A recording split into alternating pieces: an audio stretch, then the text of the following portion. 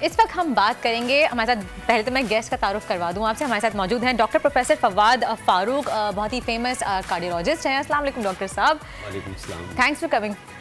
Welcome. अच्छा जी, पहले मैं ये बात करूंगी कि जनाब दिल की बीमारियां इतनी ज़्यादा बढ़ गई हैं और ख़ास तौर पे यंग जनरेशन में देखा आ रहा है कि उनको हार्ट के इश्यूज़ बहुत ज़्यादा हो रहे हैं। जैसे ही हम 30 क्रॉस करते हैं, मर्द हजरात में ख़ास तौर पे ये बीमारियां बहुत ज़्यादा सामने आती हैं, क्योंकि कुछ तो खैर मजाक भी होता है इस बात पे कि औरतें जो है मर्द को इतनी टेंशन देती हैं मर्दों को इसलिए बेचारे इस मर्ज में मुब्तला हो जाते हैं।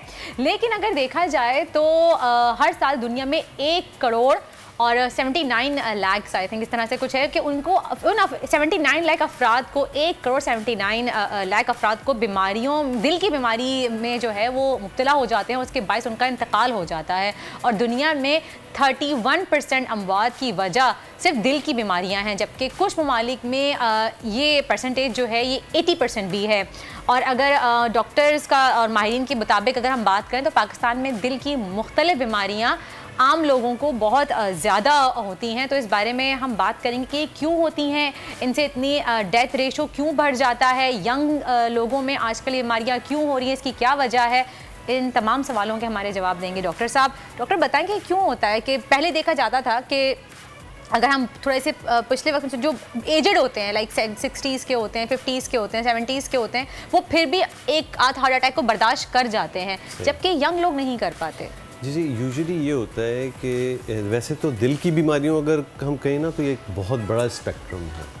आप जिस तरफ इशारा कर रही हैं वो दिल की नालियों की बीमारियां हैं। अच्छा। वरना जो दिल की बीमारियों की कुछ किस्में ऐसी हैं जो होती ही बच्चों में हैं, जिसको हम कंजेनाइटल हार्ट डिजीज़ कहते हैं, या दिल में सुराख हो गया, दिल छोटा हो गया, वेल्व के मसाइल। तो ओवरऑल दिल की बीमारियाँ बच्चों में भी होती हैं, जवानों में भी होती हैं, लेकिन दिल की नालियों के मसाइल जो हैं, जो हार्ट अटैक, दिल की कमज़ोरी और मसाइल आते हैं, ये पिछले कई सालों में, आपने बिल्कुल सही कहा, ओल्ड एज 50-60 साल के बाद पहली दफ़ा अपीयर हुई, बहुत हुआ, एक आध अटैक हुआ, उसके बाद फिर आजकल ये 30 से 40 साल के लोगों में। और उसकी वजह ये कि दिल की नालियों की बीमारी की वजह वो रिस्क फैक्टर्स होते हैं। यानी वो किस वजह से होती हैं कि अगर आप में ये है कि आप वर्जिश नहीं करते, आप स्मोकिंग करते हैं, आप में शुगर है, आप में कोलेस्ट्रॉल है, आप में ब्लड प्रेशर है, आपकी फैमिली हिस्ट्री पॉजिटिव है, आप में मोटापा है, तो ये वो एक कॉम्बिनेशन है जो आपको दिल की बीमारी की तरफ लेके जाता है। अब अगर हम अपना लाइफस्टाइल देखें आजकल, वो यही है कि कोई खेल, फिजिकल एक्टिविटी नहीं है, इवन बच्चों में नहीं है।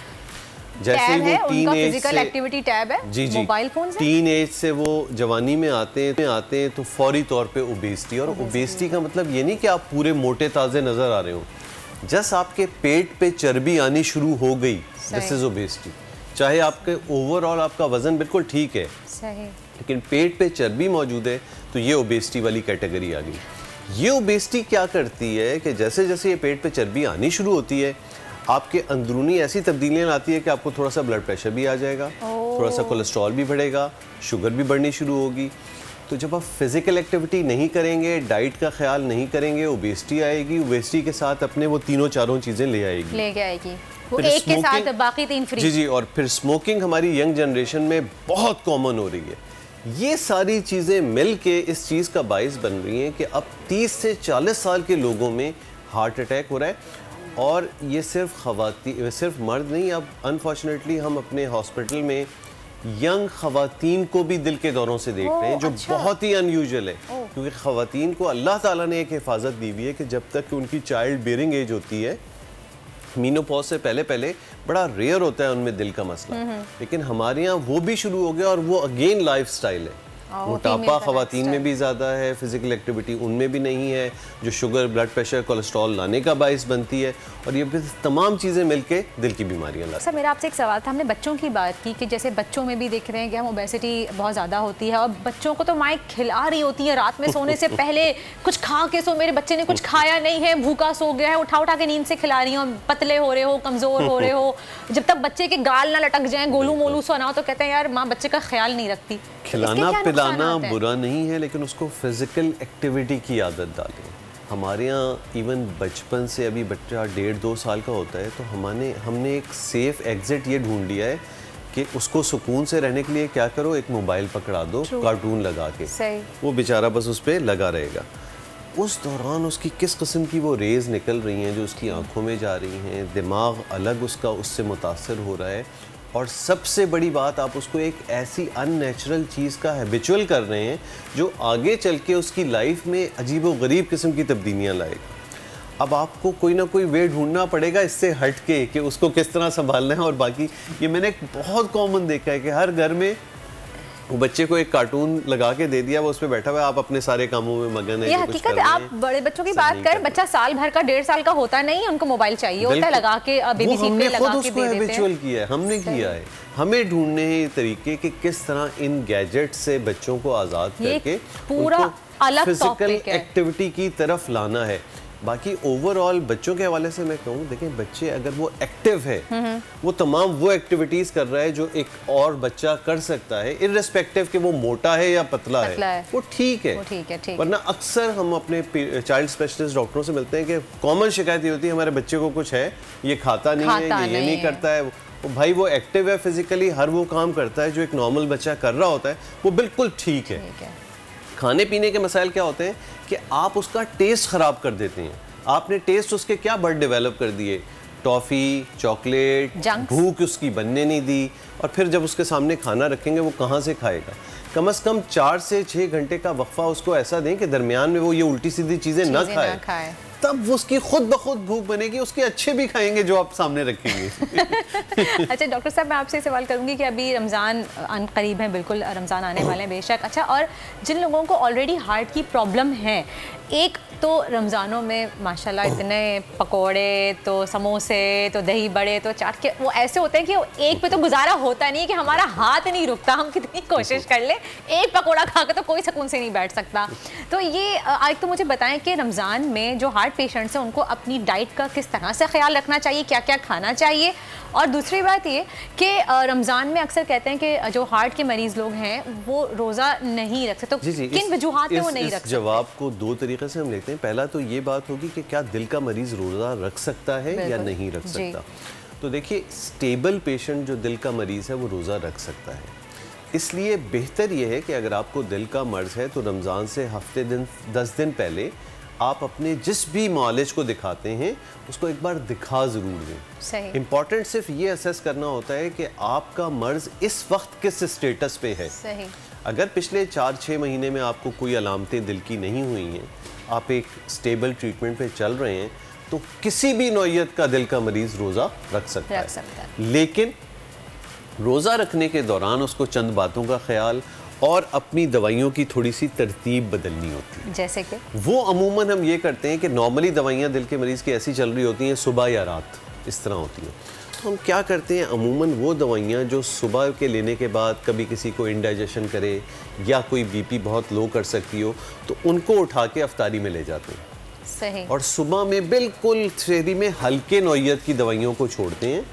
और फिर पहले 5-6 रोज़े बड़े अहम होते हैं ये देखने के लिए कि ये जो चेंजिंग हमने मेडिकेशन में की है इसके असरात क्या हो रहे हैं। सही। और उसके लिए क्या है कि पहले 2-3 रोज़ों में अपने ब्लड प्रेशर और पल्स असर से मगरिब के दरमियान ज़रूर चेक करें।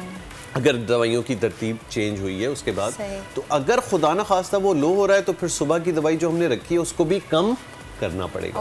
क्योंकि देखिए हमारा पूरा एक रूटीन चेंज हुआ है ना, पूरा दिन हम कुछ खा पी नहीं रहे, तो दिल के मरीज को बस ये खतरा होता है कि वो ना खाने पीने की वजह से बीच में दवाइयों के असरात के नतीजे में बीपी कहीं बहुत ज़्यादा लो ना हो जाए। तो वो एक एडजस्टमेंट दवाइयों की इसी हिसाब से हम करते हैं।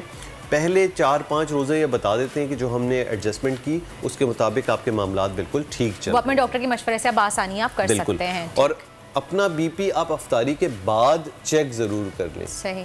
फिर वो जो आपने ग़िज़ा वाली बात की ना, वो बड़ी इंपॉर्टेंट है। ये सबसे इम्पोर्टेंट बात है। रमज़ान का मकसद ही क्या आपको बता रहा है, रुकना। सही। जायज़ चीज़ों से रोका जा रहा है कि वो चीज़ जो आप आम हालात में खा सकते थे वो नहीं खा सकते। सही। तो अब इसका मतलब ये नहीं कि जब वो इजाज़त मिली तो आप सब कुछ खा टूट पड़ो।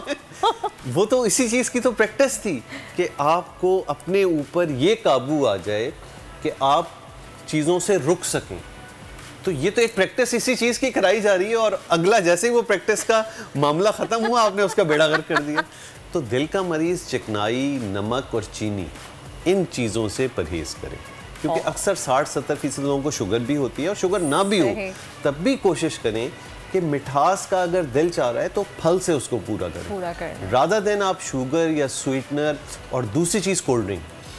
बहुत डेंजरस है, बहुत डेंजरस। सिर्फ दिल के मरीज़ के लिए नहीं, हर पेशेंट के लिए, हर आम आदमी के लिए, कि वो खाली पेट में जो आप कोल्ड ड्रिंक पिएंगे, इट्स फुल ऑफ एसिड है वो। फिजी ड्रिंक्स भी हो जाती हैं इसमें शामिल, और इसमें हमारे कुछ मीठे शरबत जो हम बनाते हैं और रोजा खोलते ही उन्हीं शरबत से। कन्वेंशनल हमारे ड्रिंक्स हैं, चलें वो तो चल जाएंगे। वैसे कोशिश करें कि आप अपनी कन्वेंशनल इतनी अच्छे हमारे रिवायती मशरूब में लस्सी है और शिकंजबीन है, नींबू के शरबत हैं, उस पे सोचो, उस पे हमारे देसी जो नेचुरल ड्रिंक्स हैं उन पे आपको किसी किस्म का कोई नुकसान नहीं पहुंचाएगा। अच्छा, और डॉक्टर साहब फिर वही बात आ जाती है कि जो तली हुई चीजें हैं वो कम खाएं। देखिए हराम नहीं हो जाती, नहीं, बिल्कुल लाइट सी फ्राइड हो, अच्छी तरीके से उसका टिश्यू से सब कुछ वो निकाल के एक जबान के जायके के लिए तो एक।